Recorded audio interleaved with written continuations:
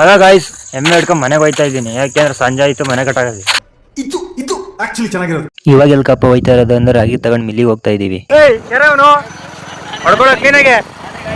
ಇದಾದ್ಮೇಲೆ ಮಿಲ್ ಹತ್ರ ಬಂದೇ ಬಿಟ್ವಿ ಗಾಯ್ಸ್. ಮತ್ತೆ ಗಾಡಿ ತಗೊಂಡು ಎಲ್ಲಿ ಕಪ್ಪ ಹೋಗ್ತಿರೋದು, ಅಂಗಡಿಗೆ ಹೋಗ್ತಾ ಇದೀವಿ ತಿಂಡಿ ತಿನ್ನಕ್ಕೆ.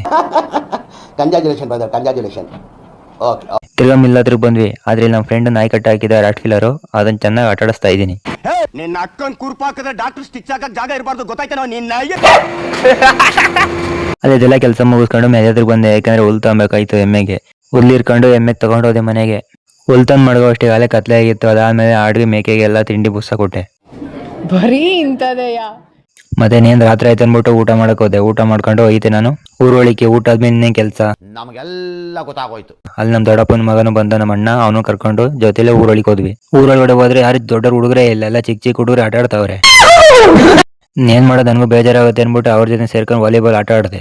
ಇವತ್ತಿನ ವಿಡಿಯೋ ಇಷ್ಟೇ, ನಾಳೆ ವಿಡಿಯೋದಲ್ಲಿ ಸಿಗೋಣ.